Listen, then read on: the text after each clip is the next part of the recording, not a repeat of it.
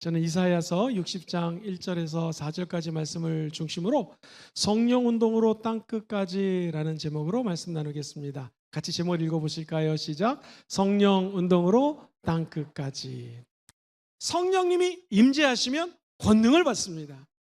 성령님의 임재로 권능받은 초대교회의 모습은 어땠을까요? 그들이 호련히 강하고 급한 바람이 불어옵니다. 그리고 불의 혀같이 갈라지는 성령님이 모든 사람들에게 임합니다. 사도행전 2장 4절에 이런 말씀이 나옵니다.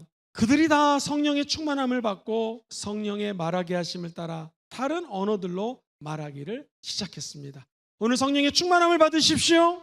성령 충만함을 받으면 제일 먼저 변하는 것이 입술입니다. 우리의 언어가 변합니다.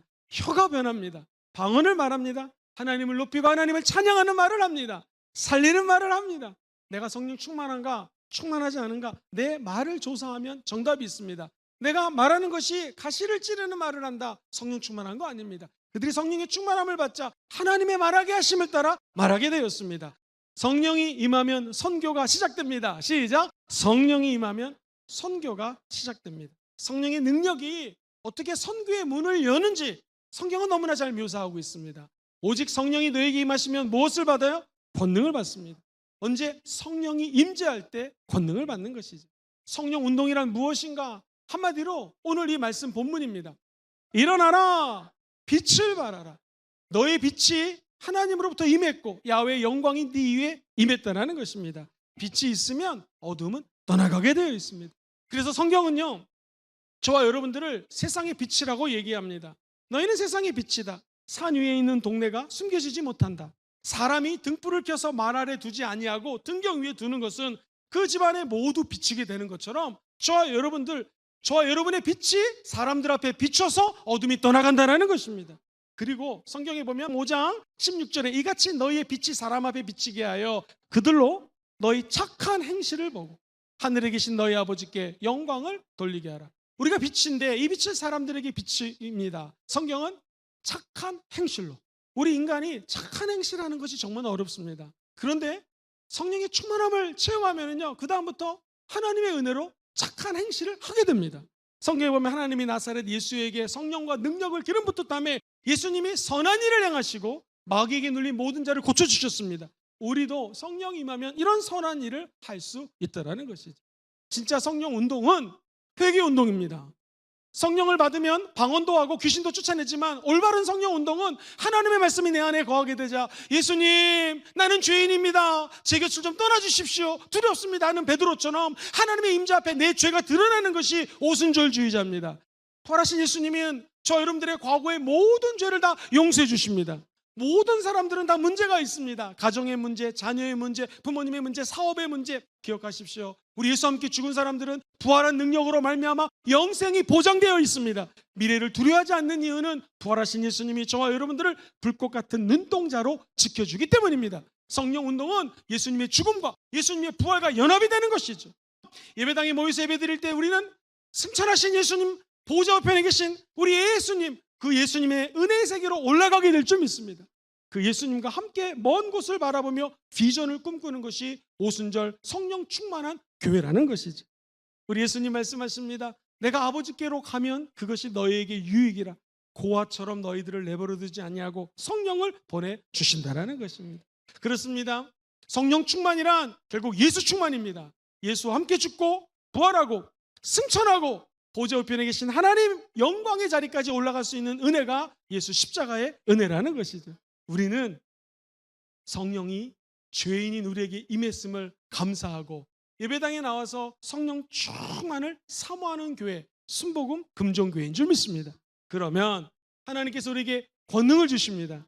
땅끝 내 옆에 앉은 사람들에게, 우리 가정의 남편, 아내, 자녀, 부모님에게 선교할 수 있고 증인될 수 있는 은혜를 부어주신다는 것입니다.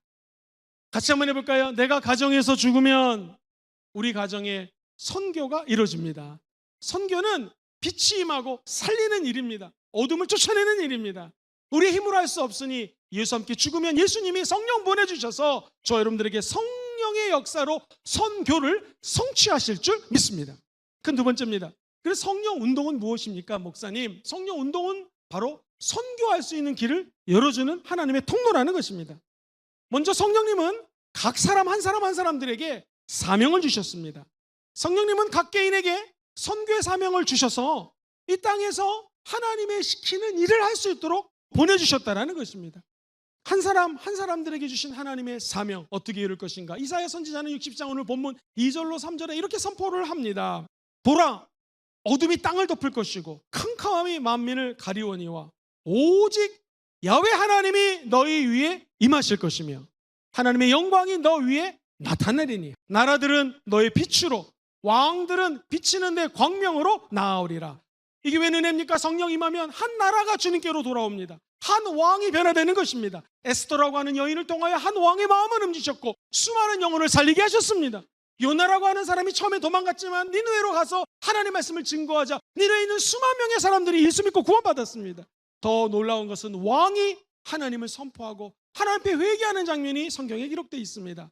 하나님 주시는 사명, 이 사자는 심부름 사자예요.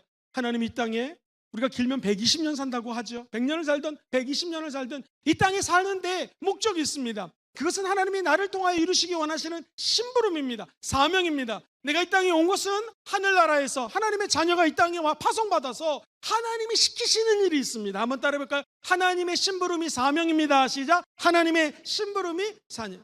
우리가 자녀에게 얘기합니다. 아들아, 너 이것 좀 해줄래?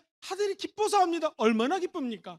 사랑하는 자매님, 이것 좀 도와주시겠습니까? 우리 자매님이 기뻐서 목사님을 도와줍니다. 제가 얼마나 기쁘겠습니까? 마찬가지입니다. 하나님이 시키시는 일을 기쁨으로 감당할 때 하늘 문이 열리고 선교의 문도 열리고 축복의 문도 열리고 우리 자녀들의 앞길이 열리게 되는 것이고 완치의 문도 열리게 되는 것입니다.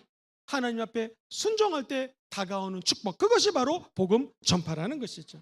기억하셔야 될 말씀은 고린도전서 4장 20절 말씀입니다. 하나님 나라가 도대체 어디에 있는가? 하나님의 나라는 말에 있지 아니하고 오직 능력에 있습니다. 무슨 능력입니까? 아브라함아, 너는 본토 친척 아비 집을 떠나라. 내가 명령한 곳으로 가라 할 때 순종할 수 있는 능력입니다. 무슨 능력입니까? 보혜사 곧 아버지께서 너에게 보내실 성령님은 너에게 모든 것을 가르친다. 믿으십니까? 아멘하고 하나님 가르쳐 주실 줄 믿습니다. 내가 너에게 말한 모든 것들을 생각나게 하리라. 생각나게 하실 줄 믿습니다. 하면서 순종하는 것이 능력입니다. 무릇 하나님의 영으로 인도함을 받는 사람들이 하나님의 자녀입니다. 하나님의 아들입니다. 하나님 나를 인도하여 주시옵소서. 내가 순종하겠습니다.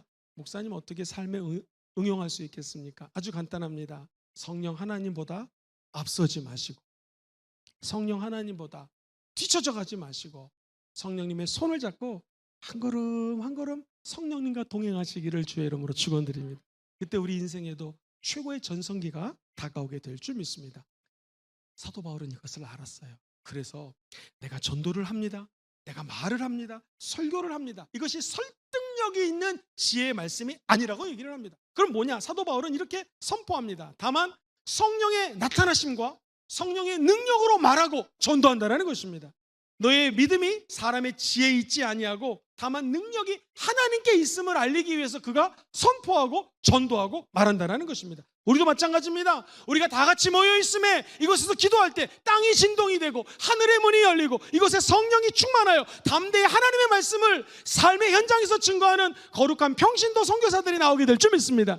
이것이 선교적 교회입니다. 선교적 교회를 이끄시는 분은 김영근 목사도 아니요, 우리 교회 장로님, 권사님, 안수 집사님들도 아니시요, 오직 성령님이 우리를 인도해 주신다라는 것이죠. 사람이 너희 회당이나 관원들 앞이나 권세 있는 자들 앞에서 끌려갈 때 어떻게 무슨 말을 할까, 무슨 대답을 할까, 어떤 말을 할까 염려하지 말아라. 마땅히 할 말을 성령이 곧 그때에 너에게 가르치시라. 마지막 포인트는요, 성령님은 항상 공동체를 통하여 선교를 이루십니다. 시작. 성령님은 공동체를 통하여 선교를 이루십니다. 오늘 보면 4절에 보면은요, 빛을 발합니다. 수많은 어둠이 떠나갑니다. 그리고 내 빛 때문에 왕도 예수 믿고 한 나라가 돌아옵니다. 원래 이 교회라고 하는 개념은 몸이 하나입니다. 많은 지체가 있습니다. 몸의 지체가 많지만 한 몸입니다. 그리스도도 하나입니다. 교회도 하나입니다. 성령 공동체도 하나입니다. 우리가 유대인이나 헬라인이나 종이나 자유인이나 다 한 성령으로 침례를 받아 한 몸이 되었고 또 다 한 성령을 마시게 하셨습니다. 마가복음 16장 15절 같이 한번 암송할까요? 시작. 또 이르시되 너희는 온 천하에 다니며 만민에게 복음을 전파하라.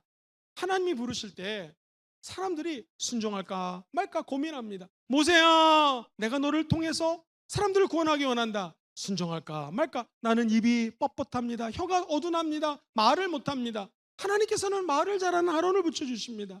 하나님의 사람 이사야가 오늘 이처럼 하나님의 말씀을 선포하기 전에 6장 8절에는요 그의 자존감이 얼마나 낮았는지 모릅니다. 그러나 하나님이 환상을 보여주고 이렇게 변화시키십니다. 내가 또 주의 목소리를 들으니 주께서 이르시되 내가 누구를 보내며 누가 우리를 위하여 갈고 하시니 그때에 내가 이르되 내가 여기 있나이다.